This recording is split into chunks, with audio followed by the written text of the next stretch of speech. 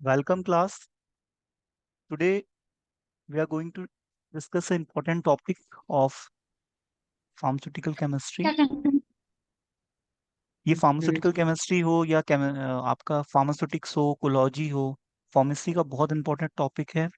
Competitive exam से भी इसमें क्वेश्चंस अक्सर पूछे जाते हैं और आपके थ्योरी एग्जाम में इससे डेफिनेटली एक ना एक क्वेश्चन जरूर आता है। ठीक है, आज हम डिस्कस करेंगे फार्माकोपिया।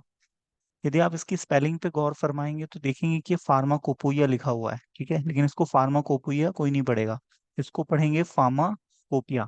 ठीक है, ये ग्रीक वर्ड से आया है। It is derive from the Greek word. उस ग्रीक वर्ड को हम डिस्क्राइब करेंगे, फार्माकॉन और कोपिया। फार्माकॉन मीन्स होता है ड्रग एंड कोपिया मीन्स होता है टू मेक और recipe. So pharmacopoeia is the official book for drug recipe. जैसे आपने संजीव कपूर का नाम सुना होगा, ये बहुत अच्छा खाना पकाता है। 27 कंट्रीज में इसके रेस्टोरेंट्स हैं। ठीक है, क्योंकि इसको खाना पकाने का एक्सपीरियंस है। ये जब खाना पकाता है तो बहुत टेस्टी लगता है। इसका खाना बनाने का तरीका काफी स्टैंडर्ड है। आपने देखा होगा इसकी रेसिपी बुक्स आती हैं, जिसको देख के हम लोग टेस्टी खाना बनाते हैं। ऐसे ही क्या है, यदि कोई दवाई की कंपनी किसी फॉर्मूला को बनाना चाहे, दवाई बनाना चाहे, मैन्युफैक्चरिंग करना चाहे, फार्मास्यूटिकल इंडस्ट्रीज में जब मैन्युफैक्चरिंग होती है तो वो किसी न किसी स्टैंडर्ड बुक को फॉलो करती है ड्रग्स की मैन्युफैक्चरिंग के लिए।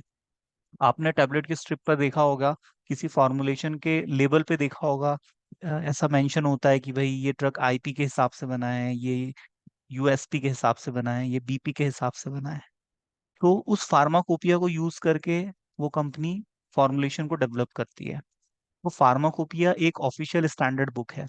हर कंट्री की अपनी फार्माकोपिया होती है। जिस कंट्री के पास फार्माकोपिया नहीं है वो दूसरे देश की कंट्री पे डिपेंड करती है। उसको उस कंट्री की फार्माकोपिया के हिसाब से मैन्युफैक्चरिंग करनी पड़ती है। और चूंकि ये एक लीगल बुक है तो हर कंट्री इसमें वैलिड इंफॉर्मेशन डालती है, और वो इंफॉर्मेशन एक्यूरेट होती है, स्टैंडर्ड होती है, वैलिड होती है ना, ऑथेंटिक इंफॉर्मेशन होती है। तो ड्रग्स की इंफॉर्मेशन इस किताब में दी हुई है। और हर कंट्री की किताब होती है, वहाँ की गवर्नमेंट, वहाँ की जो ड्रग अथॉरिटीज होती है, उनके सुपरविजन में इसको इसकी फ्रेमिंग करवाती है, इसको अपडेट करवाती है और समय समय पे इसके वॉल्यूम्स, एडिशंस और पब्लिकेशंस लॉन्च करती है। तो आज हम डिस्कस करेंगे फार्माकोपिया, और जिन फार्माकोपियाज को हम इंडिया में यूज करते हैं और जिनके हिसाब से दवाई बनाई जाती है, आज हम डिस्कस करेंगे उन फार्माकोपियाज को। Pharmacopoeia is a official book. It is published by the national government. ये भारत सरकार और किसी दूसरे देश की सरकार द्वारा पब्लिश की जाती है। ठीक है, अब इस किताब में क्या होता है ये हमारे लिए जानना बहुत जरूरी है। इस किताब में मोनोग्राफ्स होते हैं। मोनोग्राफ्स मीन्स होता है डिटेल्ड इंफॉर्मेशन ऑफ ड्रग।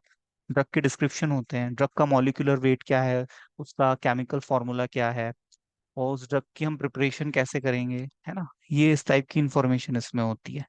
हम ड्रग की प्रिपरेशन कैसे करेंगे, ड्रग को हम जब बनाएंगे तो उसकी लेबलिंग पे क्या इंस्ट्रक्शंस हम मेंशन करेंगे, हम ड्रग को यूज करेंगे तो क्या प्रिकॉशंस हमें रखने हैं, ड्रग को हम आइडेंटिफाई कैसे करेंगे, ड्रग की फिजिको केमिकल प्रॉपर्टीज क्या है, हम ड्रग में लिमिट टेस्ट लगाएंगे तो उसका प्रोसीजर क्या रहेगा, उसकी स्टैंडर्ड रेफरेंस रेंज क्या रहेगी, हम किसी फार्मास्यूटिकल प्रोडक्ट का क्वालिटी कंट्रोल कैसे करेंगे। दवाई की फैक्ट्री में एक क्यूसी डिपार्टमेंट होता है और एक क्यूए डिपार्टमेंट होता है। क्यूसी मतलब क्वालिटी कंट्रोल, क्यूसी मतलब क्वालिटी, क्यूए मतलब क्वालिटी एश्योरेंस। तो ये दोनों डिपार्टमेंट क्वालिटी को इंश्योर करते हैं। डॉक्यूमेंटेशन करता है क्यूए, और प्रैक्टिकल वर्क करता है, लेबोरेटरी वर्क होता है क्यूसी में। तो क्यूसी के पास भी ये बुक अवेलेबल रहती है, ताकि वो इसके हिसाब से दवाइयों की गुणवत्ता को चेक कर सकें। क्योंकि दवाइयों में क्वालिटी होना बहुत जरूरी है, क्योंकि ऑलरेडी पेशेंट बीमार है। हम यदि उसको अच्छी क्वालिटी की दवाई देंगे तो उसकी बीमारी ठीक होगी। यदि हम उसको मिसब्रांडेड ड्रग देंगे, सब स्पूरियस, सब स्टैंडर्ड ड्रग देंगे, स्पूरियस ड्रग देंगे, है ना, सब स्टैंडर्ड क्वालिटी की ड्रग से उसकी बीमारी और ज्यादा बढ़ सकती है। तो दवाइयों में प्यूरिटी बहुत मायने रखती है। प्यूरिटी को मेंटेन रखना, दवाइयों की क्वालिटी अच्छी होनी चाहिए ताकि पेशेंट को रिलीफ मिल सके।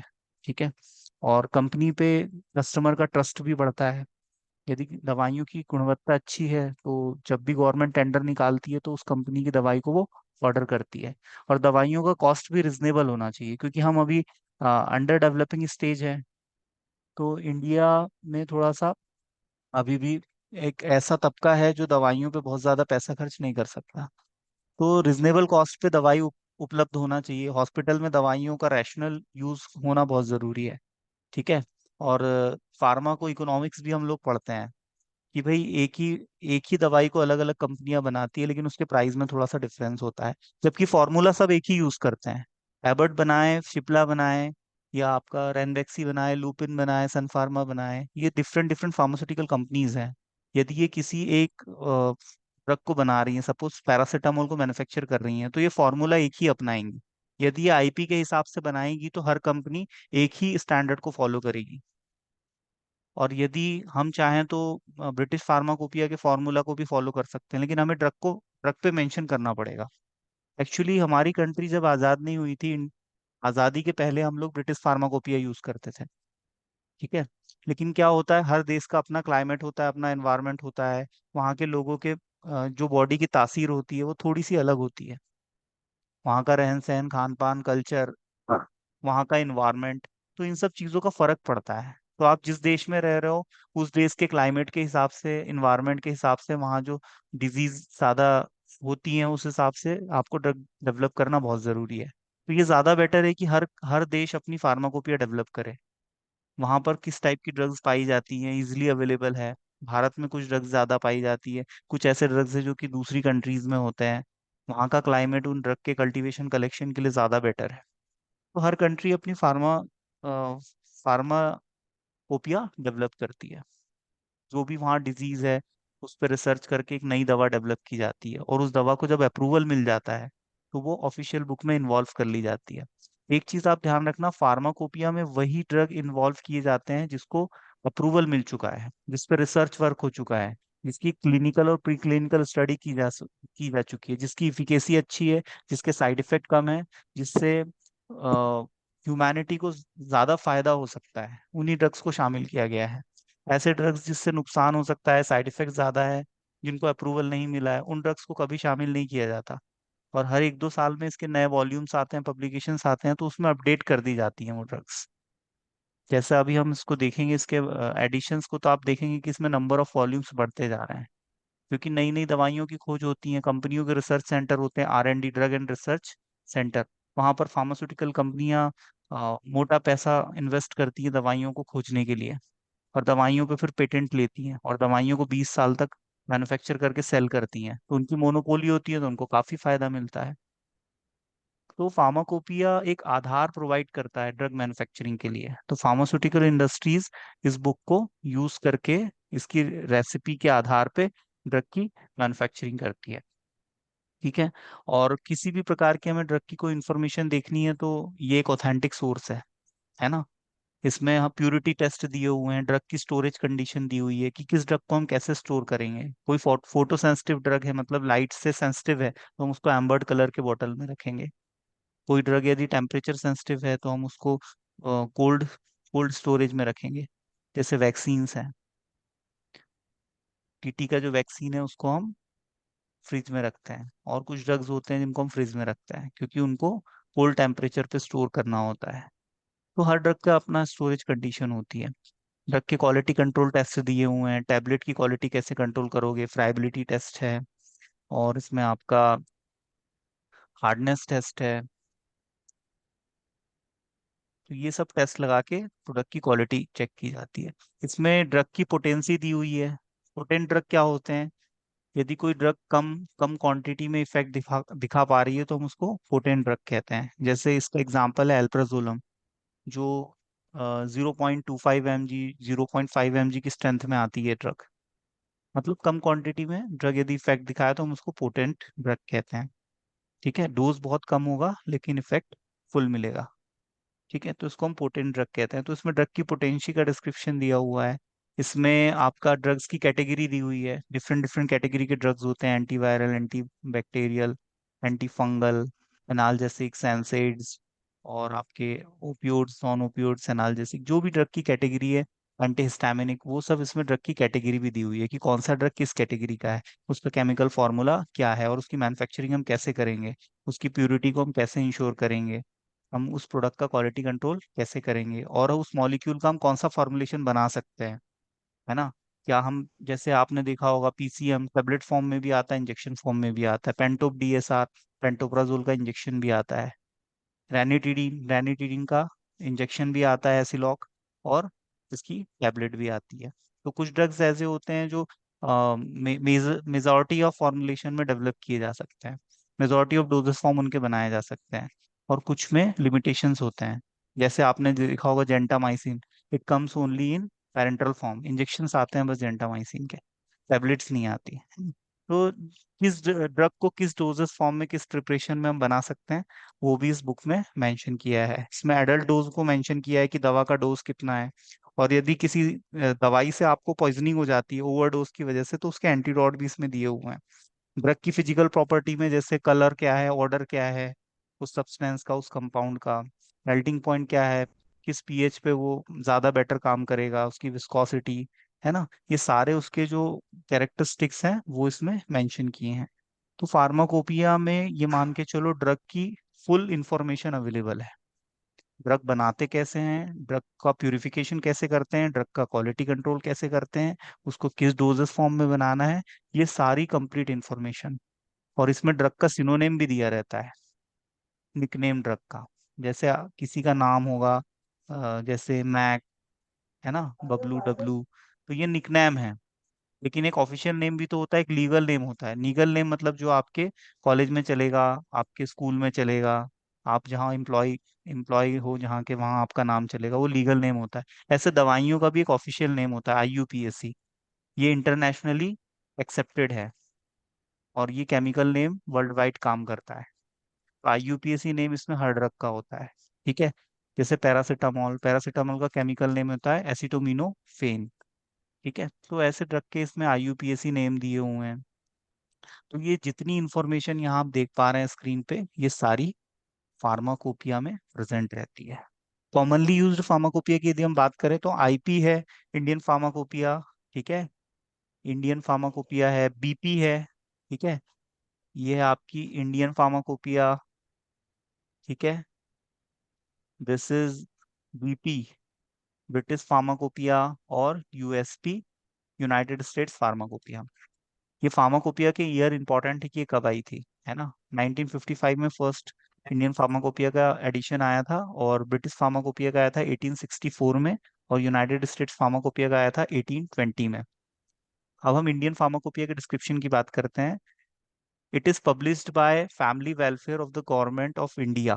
फैमिली वेलफेयर जो डिपार्टमेंट है, हेल्थ एंड फैमिली वेलफेयर, वो इस बुक को पब्लिश करवाता है। फर्स्ट टाइम ये पब्लिश हुई थी 1955 में। ये ईयर बहुत इंपॉर्टेंट है, कॉम्पिटेटिव एग्जाम में पूछा जाता है, और आपको एग्जिट एग्जाम के पॉइंट ऑफ व्यू से भी इंपॉर्टेंट है, ठीक है। सेकेंड एडिशन आया था इसका 1966 में। इसके आगे के जो एडिशन है वो आगे वाली स्लाइड्स में हम देखेंगे, ठीक है। तो इंडियन फार्माकोपिया के बारे में आप ये चीज ध्यान रखेंगे। और रही बात, यदि आपको 5 नंबर में पूछा जाता है तो ये सारी इंफॉर्मेशन इंडियन फार्माकोपिया में प्रेजेंट रहती है, तो आप यही सब लिखोगे जो ऊपर मैंने आपको एक्सप्लेन किया है, ठीक है।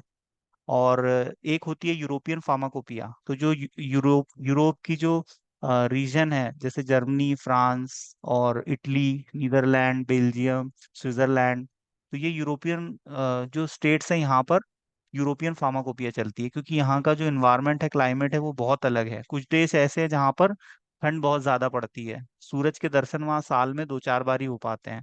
ऐसे देश हैं, बर्फ गिरती है, जैसे हम लोग धूल साफ करते हैं वैसे उन देशों में बर्फ साफ करनी पड़ती है ना। तो वहाँ का टेम्परेचर अलग है, वहाँ का जो वहाँ के जो लोकल ड्रग्स हैं वो अलग है ना, क्योंकि कल्टीवेशन कलेक्शन जिस कंट्री में जिस ड्रग का होना चाहिए वो वहीं पर होगा, है ना। यदि मैं यहाँ पर संतरे का पौधा लगा दूं एमपी में, तो उसमें नींबू लगने लगते हैं, संतरे जैसी मिठास भी नहीं आती और लगता ही नहीं कि संतरा है। तो हर ड्रग का एक क्लाइमेट कंडीशन होती है, क्लाइमेटिक कंडीशन, उसी में वो ग्रो अप हो पाती है, ठीक है। तो यूरोपियन फार्माकोपिया, ये जर्मनी, फ्रांस, ये इन देशों में ये वाली बुक फॉलो की जाती है।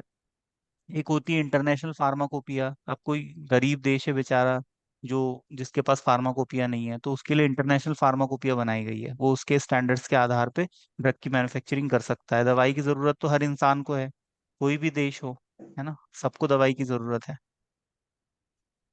अब हमें फार्माकोपिया की नीड क्यों पड़ी? एडल्ट्रेशन को अवॉइड करने के लिए, मिक्सिंग को अवॉइड करने के लिए। कोई भी कंपनी एडल्ट्रेशन ना करे, मिक्सिंग ना करे, दवाइयों के स्टैंडर्ड को मेंटेन किया जा सके, यूनिफॉर्मिटी को मेंटेन किया जा सके, दवाइयों की क्वालिटी को कंट्रोल किया जा सके।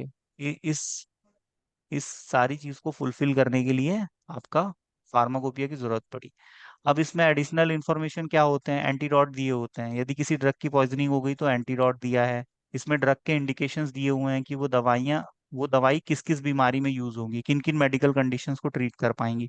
कॉन्ट्रा इंडिकेशन दिए हुए हैं, ऐसी कौन सी डिजीज है या ऐसी कौन सी कंडीशन है जिसमें वो दवाई आप नहीं दे सकते।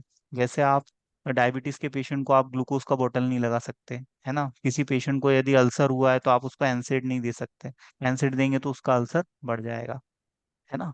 क्योंकि एनसेड का साइड इफेक्ट भी होता है अल्सर। यदि किसी पेशेंट का जैसे लीवर डैमेज है तो आप उसको ऐसी ड्रग्स नहीं दोगे जो हिपेटोटॉक्सिसिटी कॉज करती है, लीवर को डैमेज करती है। तो इस हिसाब से ड्रग के कॉन्ट्रा इंडिकेशन दिए हुए हैं। कुछ ड्रग्स ऐसी हैं जो प्रेग्नेंट वुमेन को नहीं दी जाती, कुछ ऐसी है जो लैक्टेटिंग वुमेन को नहीं दी जाती, क्योंकि वो प्लेसेंटा को क्रॉस करके बच्चों में चली जाती है और बच्चों में टेरेटोजेनिक इफेक्ट कॉज करती है। फोकोमेलिया जैसे मेडिकल कंडीशंस आते हैं, बच्चों के ऑर्गन प्रॉपर डेवलप नहीं हो पाते। न्यूरोनल ट्यूब डिफेक्ट आता है जिससे बच्चों का ब्रेन कमजोर रह जाता है। तो इस टाइप के ड्रग के साइड इफेक्ट्स आते हैं। ड्रग के इसमें साइड इफेक्ट दिए हुए हैं, एडवर्स इफेक्ट दिए हुए हैं, डायरेक्शन ऑफ यूज दिया हुआ है कि किस दवाई को हमें कैसे यूज करना है ना। और इसमें ड्रग ड्रग के प्रिकॉशंस दिए हुए हैं, यदि हम उस दवाई को यूज कर रहे हैं तो हमें क्या प्रिकॉशंस अपनाना है। जैसे हम आई ड्रॉप यदि हमने ओपन कर लिया है तो विद इन अ मंथ हमको उसको या तो फिनिश करना है या तो डिस्कार्ड करना है। अब कहाँ कहाँ ये यूज की जाती है फार्माकोपिया? फार्मास्यूटिकल इंडस्ट्रीज में, फैक्ट्रीज में, मैन्युफैक्चरिंग जहाँ पर होती है, प्रोडक्शन डिपार्टमेंट में यूज की जाती है।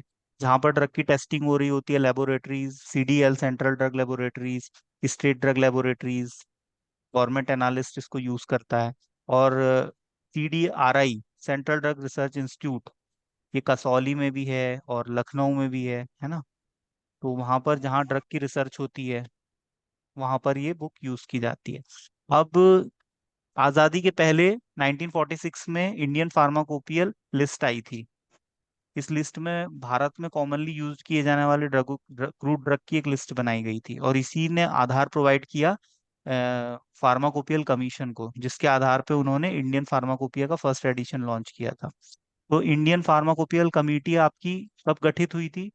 इसका गठन हुआ था 1948 में, और बीएन घोष की चेयरमैनशिप में हुआ था। ये बहुत इंपॉर्टेंट है बुलेट पॉइंट, ये एग्जाम में आता है एमसीक्यू के रूप में, ठीक है।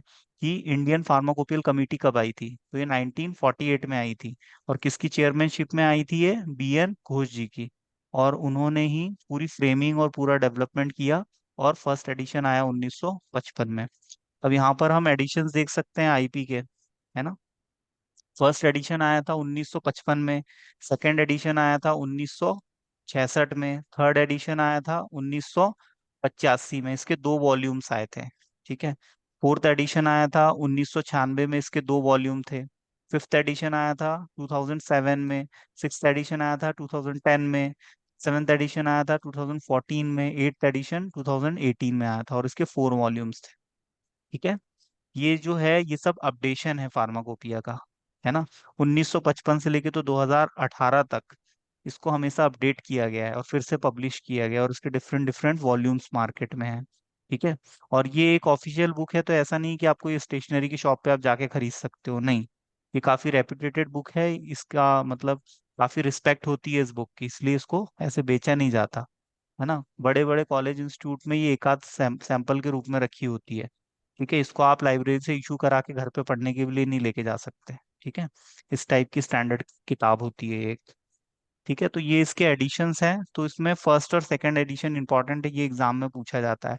और एक क्वेश्चन ये भी आता है कि लेटेस्ट एडिशन, एट्थ एडिशन 2018, और ये फोर्थ वॉल्यूम में आता है, ठीक है। तो ये इसके डिफरेंट एडिशंस है इंडियन फार्माकोपिया के। अब इंडियन फार्माकोपिया का जो कमीशन ऑफिस है ये गाजियाबाद यूपी में इसकी लोकेशन पूछी जाती है, ठीक है। आप याद रखोगे, इंडियन फार्माकोपियल कमीशन का ऑफिस है गाजियाबाद यूपी में, ठीक है। यूपी स्टेट में गाजियाबाद में इसका ऑफिस है। और एक फुल फॉर्म पूछा जाता है जो कि इसी टॉपिक से रिलेटेड है, NISCAIR, national institute of science communication and information ये न्यू दिल्ली में लोकेटेड है। तो ये इसका पब्लिकेशन करता है, ठीक है, इंडियन फार्माकोपिया का। तो हमने यहाँ पर Indian Indian pharmacopoeia topic complete कर लिया है। ये सुटिक्स में भी पूछ सकते हैं, कोलॉजी में भी पूछ सकते हैं, फार्मास्यूटिकल केमिस्ट्री में भी पूछ सकते हैं। ये बहुत इंपॉर्टेंट टॉपिक है और इससे आपको क्वेश्चन 100% आएगा एग्जाम में। और आप एग्जिट एग्जाम दोगे तो वहां पर भी कम से कम 2 MCQ आपको देखने को इससे जरूर मिलेंगे, है ना। तो जितनी मैंने आपको इन्फॉर्मेशन बताई है, इतने में आपका ये टॉपिक कवर हो जाएगा, इसके बाहर कोई क्वेश्चन नहीं आएगा, ठीक है। तो आप इस पे इस टाइप के क्वेश्चन आते हैं, write a short note on Indian pharmacopoeia, write a short note on pharmacopoeia, है ना। What are the important information about drugs given और मेंशन इन फार्माकोपिया। तो फिर उसमें आपको ये सब बताना पड़ेगा कि ड्रग की कौन सी इंफॉर्मेशन दी हुई है, ठीक है। तो इसमें आपको किसी को कोई डाउट है?